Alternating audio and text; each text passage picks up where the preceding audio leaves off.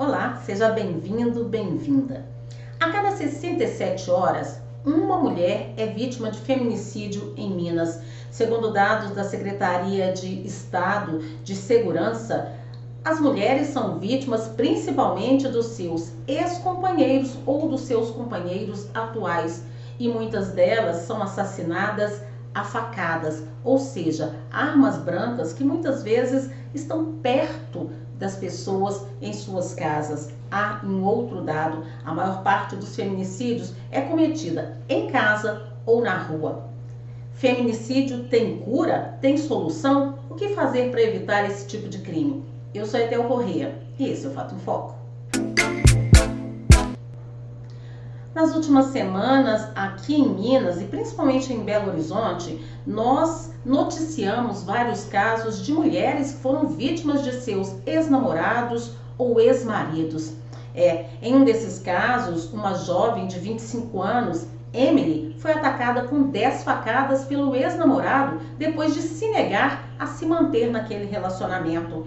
Também tivemos a história de uma grávida de 4 meses assassinada a tiros pelo homem com quem ela havia se relacionado nos últimos 7 meses. Isso sem falar de outras tentativas que deixaram várias sequelas. É por isso que eu recebo hoje um especialista para falar sobre o assunto. Eu converso com Valéria Corrêa, ela que é psicóloga e mestre pelo Programa de Promoção de Saúde e Prevenção da Violência pela Faculdade de Medicina da UFMG. Seja bem-vinda, doutora Valéria. Obrigada, Etel. Vamos lá conversar sobre esse tema espinhoso. Doutora Valéria, eu queria começar te perguntando o que leva os homens a não aceitarem o fim de um relacionamento e acabarem assassinando as próprias ex-mulheres, ex-namoradas, pessoas que eles sempre disseram que amavam. O que acontece? Que fenômeno é esse? Etel, eu acredito que isso tudo está na sociedade, né? Quando a gente tem a mudança da sociedade matriarcal e vai para a patriarcal. Né? Então, a mulher sempre foi uma moeda de troca, né? Nos casamentos arranjados, né? A virgindade ela surge em função desse homem ter a certeza que o filho era dele, né? Para que os bens ficassem para ele. Né? Então, é a partir de todo esse machismo estrutural dentro de uma sociedade patriarcal, onde as regras são escritas e ditas por esses homens e que eles se sentem donos de nós, mulheres. É aí que vem toda essa raiz aí e que ainda hoje a gente tem esse resquício acontecendo ainda, né? Nesse processo onde que a gente vai dizer que muitas vezes se essa mulher não vai ser minha, ela não pode ser de mais ninguém. E aí a gente tem também um outro fenômeno que a gente está vivendo nesse processo, que é a dificuldade da perda, de lidar com a frustração, que hoje está muito comum dentro da sociedade moderna aí. Isso me leva a entender que a mulher evoluiu socialmente, intelectualmente, começou a ocupar funções aí em que até disputa espaço com os homens, e alguns homens não conseguiram acompanhar isso, doutora? Exatamente, né? Então você tem homens ainda hoje que não conseguem entender esse processo evolutivo dessa mulher que é autônoma, que trabalha, que tem vida própria, né? E porque na concepção desses homens, né, essa mulher ela tem que viver em função dele, principalmente tem uma nomenclatura que vem da sociedade americana, né, que é aquele tal do homem alfa, né, que é aquele homem geralmente branco, bem-sucedido, né, ganha bem, que vai ter uma mulher do seu lado para corresponder a todo esse papel feminino que a sociedade espera dele, né? É aquela mulher que vai acompanhá-lo, que vai ser uma boa mãe, que vai ser uma boa esposa, que vai estar com ele submissa dentro desse contexto de vida que ele tem aí. Agora, me chama a atenção o fato de que essa violência contra a mulher, ela é praticamente uma violência democrática, né? A gente não vê aí, não é só na base da pirâmide, não são só mulheres da periferia, não são apenas mulheres sem estudo, mas inclusive mulheres da alta sociedade são vítimas também de feminicídio, como a gente tem trazido aí na imprensa, né, doutora? Sim, sim. Então, infelizmente, né, vamos dizer assim, existe uma democracia às avessas, é essa, né? Que ela atinja todas as mulheres em todas as categorias econômicas, socioculturais. Então, a gente vai perceber que esse machismo estrutural ele está inserido na cultura, na sociedade machista, né, onde que esses homens determinam qual é o destino dessa mulher, né? Não é uma coisa nova, né? A gente tem aí casos como da Daniela Pérez, da Elisa Samúdio, da Viviane Brandão, que foram mulheres que foram mortas pelos seus namorados ou ex-namorados já o que há mais de 10 anos. Então, quer dizer, nesse período, o que se avançou, eu creio que foi apenas a lei, né, que se tornou uma lei mais dura. Mas apesar dessa lei mais dura, os homens continuam cometendo os crimes. Então, muitos cometem esses crimes na sensação que eles não vão ser punidos, né? E se você pensar que você tem na justiça homens que julgam esses crimes, né? Então a gente vê que esse machismo em algum momento, esse machismo estrutural também vai estar presente nos julgamentos. Se você pensa assim no júri, no júri que vai a questão pública, né? Se você tem mais homens como jurados, você também vai ter esse homem olhando um olhar masculino e não o feminino, né? Então a gente vê até no momento da justiça, você tem homens julgando outros homens de uma mulher que foi morta por um homem, que esse machismo ele está o tempo todo circunscrito dentro da sociedade e que isso pode influenciar ou não, se esse homem tem uma consciência melhor, mais esclarecida, mais aberta, entendendo o papel dele dentro da sociedade, entendendo o papel do machismo dentro da sociedade, como isso contribui para que esses feminicídios, para que essas mortes, para que essas mulheres a todos os dias sejam vítimas de algum tipo de violência. A gente tem o que a gente sabe que chega na imprensa, né? Mas aquela que chega numa unidade de saúde e que às vezes os profissionais que estão lá na ponta, que não são capacitados ou que não passou por uma experiência de entender que isso pode ser violência, são eles que estão passando por aí todos os dias e que isso poderia ter sido evitado, né? A gente vê casos como dessa Emily, a menina, a jovem que levou 10 facadas, e que o namorado, o ex-namorado, era um homem que morava nos Estados Unidos, que já tinha cidadania, dupla cidadania, uma pessoa que parecia ser bem resolvida e no final das contas ele invade a casa dessa mulher e a assassina em frente ao irmão dela. Então, quer dizer, esse homem ele até perde a noção do risco para ele, e alguns depois ainda cometem suicídio, né? Aí a senhora falou da impunidade, né? E esses mecanismos que foram criados para tentar evitar que a mulher seja alvo? São estratégias que têm contribuído, mas elas ainda não conseguem cobrir a maior parte das mulheres que são vítimas e que sofrem essa violência, né?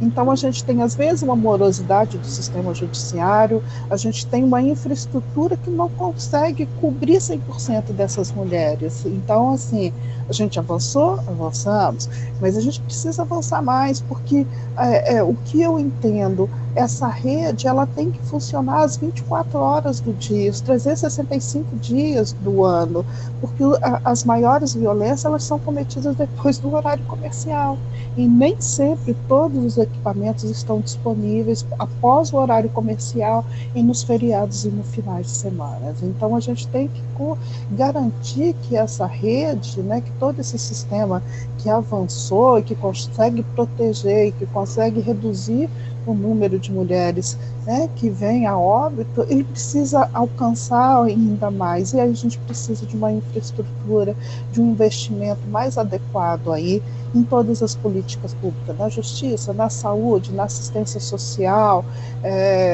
na educação, né, na geração de renda. Então todas as políticas elas têm que estar envolvidas para que a gente consiga de enfrentar de uma forma mais verdadeira, eficaz e eficiente essa questão da violência contra a mulher. A senhora participa de um programa, né? Para elas, para eles, por nós. O que é esse programa? Como ele funciona? O ambulatório é um projeto de extensão da Faculdade de Medicina, do mestrado profissional, e é um ambulatório que funciona no quarto andar do Geni de Faria, né? E a gente atende mulheres, homens, crianças, qualquer tipo de pessoa que é vítima de violência, né? Então esse ambulatório é coordenado pela professora Elza Mello, né, que é toda a idealizadora do projeto, e a gente trabalha com a roda de conversa e com os atendimentos multiprofissional e interdisciplinar, e além da gente ter a questão de gerar a renda para essas mulheres. Então, a professora Elza, ela teve uma ideia, quando o projeto começou, que é Dois Sob Ju. Então, todas as pessoas, ela virou uma campanha nacional e internacional, todo mundo que tinha alguma bijuteria, que não estava usando, que estava lá largada, ou que tinha um pouquinho de defeito, doa para o projeto. Essas bijuterias, elas são doadas, são entregues para as mulheres, né, onde elas vendem, né, essas bijuterias para começar a gerar a renda para elas, inclusive para elas irem no atendimento do ambulatório, e depois elas viram essa questão dela começar uma nova vida num processo de saída dessa coisa de violência, dessa estrutura de violência na qual ela está inserida, né? Então é um projeto muito bonito, que as mulheres se sentem iguais, né? Porque quando cada uma que está lá e que chega, que também vê que, enquanto uma outra mulher que passou por uma mesma situação de violência, ela entende que ela não está sozinha, e isso vira uma força, um estímulo para que cada uma possa, no seu momento e no seu processo, buscar o seu caminho de saída desse processo da violência. Esse programa funciona dentro da UFMG, no campus da UFMG? Como é que as pessoas fazem para acessar esse programa? Atualmente a gente está suspenso, pois a gente só está fazendo o atendimento online devido à pandemia, e a gente está adequando todo o processo de trabalho da gente dentro dos critérios que o Hospital das Clínicas entende pós-pandemia. A gente também está tendo que se adequar.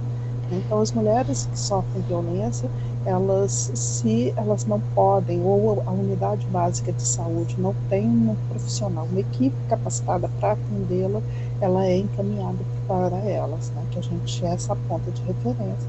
Ele funciona juntamente com o prédio Geni de Faria, no quarto andar, né, que é o anexo do Hospital das Clínicas, juntamente com o serviço de ginecologia, né, que atende as mulheres que foram vítimas de violência, porque os procedimentos clínicos e médicos que o Hospital das Clínicas é um dos serviços credenciados pelo Ministério da Saúde.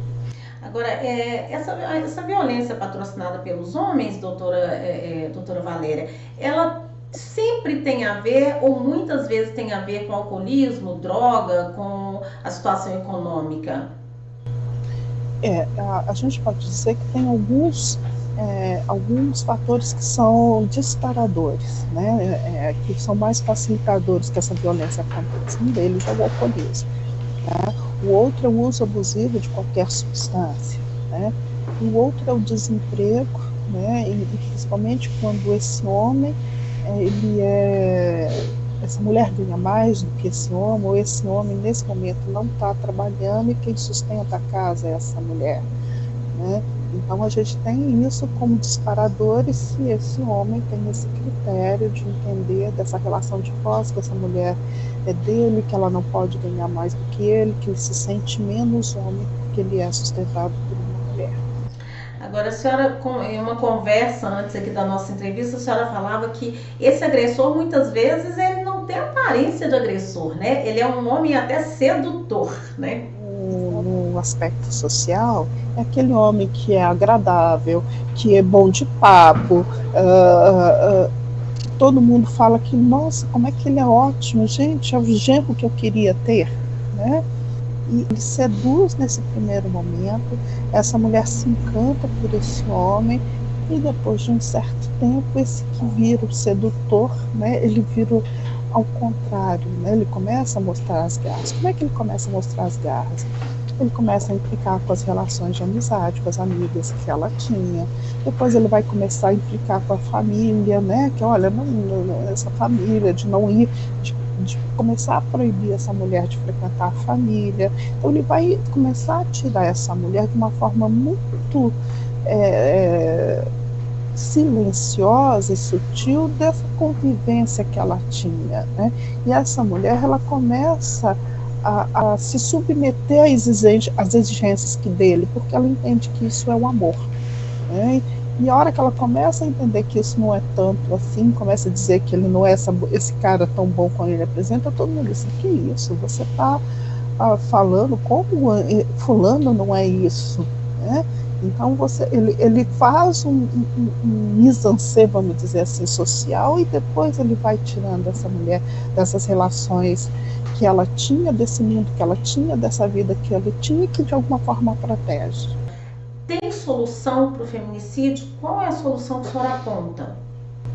A solução é que a gente crie políticas, essa rede de proteção da mulher, com todas as políticas que podem proteger de uma forma rápida e eficaz, é que a gente tenha programas dentro das escolas que discutam essa questão da sexualidade de uma forma muito mais ampla, de educação para a saúde, onde que esse lugar do machismo estrutural que está presente em todas as relações, que a gente possa discutir, que a gente possa mostrar para esses homens, esses meninos, né, que existem outras formas de relacionamento, mas e que também a gente respeite esses meninos que já começam a construir um outro olhar do masculino e que eles não sejam taxados muitas vezes de homossexuais porque eles não gostam das coisas que os homens, eles estão fora do machismo estrutural, né, que aí a gente vai ver um outro tipo de violência, e que a gente construa uma rede de proteção onde que a gente garanta essa assistência 24 horas para essas mulheres, né? Seja na segurança, seja na saúde, seja na educação, seja na assistência social, e que ela possa contar, né, de uma forma efetiva e eficaz, para que a gente possa evitar a cada dia que uma mulher morra no Brasil. A justiça restaurativa, aquela em que os homens são levados a fazerem determinados cursos, né, onde eles observam a violência, discutem a violência, ela é eficaz para a senhora? Ela contribui nesse processo? Com certeza, tudo que traz um processo de esclarecimento, né, desse homem entender onde que ele está inserido, ajuda. Aqui em Belo Horizonte, alguns anos atrás, quando eu comecei a trabalhar, existiam, por iniciativa de alguns colegas de profissão, dentro da AMAS, né, eles criaram um grupo onde que os homens que cometiam violência, eles participavam de 12 encontros, exatamente para trazer essa questão de entender esse processo da violência dentro da vida deles, como é que muitos conseguiram reescrever essa história e entender além da justiça, porque não adianta só ele ser punido por uma violência, ele precisa entender que ele gera essa violência, de que forma ele não vem a cometer novamente. Então a gente precisa ter programas que atendam esse homem que comete a violência, porque essa violência ela não seja reproduzida, porque isso é intergeracional e intrafamiliar. Lembrando, né, doutora, que muitas vezes quando a vítima não chega a ser aí uma vítima fatal, uma vítima de feminicídio, às vezes ela fica gravemente sequelada, né? E não é só uma sequela física, é uma sequela emocional, né? Que ela vai carregar ao longo da história da vida dela. E muitas não conseguem reescrever ou ter uma vida afetiva novamente com outra pessoa, né? Elas ficam com medo, elas atrapalham o projeto de vida dessa mulher como um todo ao longo da história dela, né? Então a gente trabalha, faz essa atenção integral, ela é atendida, mas a sequela vai ficar na vida dela. E se ela não busca o tratamento adequado, ela vai continuar reproduzindo isso, né? Dessa violência que ela sofreu, de alguma forma, na vida dela. Doutora, muito obrigada pela sua participação aqui na nossa coluna Fato em Foco. Eu gostaria que a senhora deixasse aí os seus canais, por onde as pessoas podem te encontrar e quais os canais que a senhora indica, então, aí para as pessoas procurarem em caso de violência. Assim, eu acho que foi inaugurada muito recentemente, né, a Casa da Mulher pela Polícia Civil, a Delegacia de Mulher, né, também é um outro canal. Os serviços de atendimento, a gente tem alguns serviços que atendem mulheres vítimas de violência, eles funcionam 24 horas, o Júlia Kubitschek, o Odilon Beres, a maternidade Odete Valadares e o Hospital das Clínicas, que é a mulher que tem uma equipe multiprofissional que foi capacitada para atender, né, homens, mulheres e crianças, qualquer pessoa que é vítima de violência, né? O mais importante, quer dizer, se eu for vítima de uma violência, que eu não tome banho, que eu não troque a roupa, que eu vá direto para uma dessas unidades, porque aí a equipe vai fazer todo o exame, vai poder coletar o sêmen que foi deixado aí, para que quem cometeu seja pego pelo sêmen da qual a violência foi cometida, e isso dá os caminhos legais para pegar esses agressores que não podem mais ficar impunes. Tá certo, então muito obrigada, doutora Valéria Corrêa, muito obrigada a você também que nos acompanhou. E olha, então, mulher, você que estiver sendo vítima de violência, não se cale, busque ajuda, denuncie, Disque 180, você vizinho, vizinha que perceber alguma situação de violência, olha, em briga de marido e mulher, se mete a colher, assim você pode salvar uma vida. Você me encontra pelas redes sociais também. Eu estou no Instagram, no @Etel Corrêa Jornalista, estou também no Twitter, Etel_Corrêa, estou todos os dias na TV Alterosa, trazendo as notícias que interessam, falando da nossa pauta diária, muitas vezes criminal, mas também pautas de comunidade, pautas de interesse geral. Eu conto com você, mande aí sua sugestão de entrevista, sua sugestão de matéria, para que a gente possa ajudar a esclarecer e ajudar a evitar o feminicídio no nosso país. Obrigada pela companhia. Esse foi mais um Fato em Foco.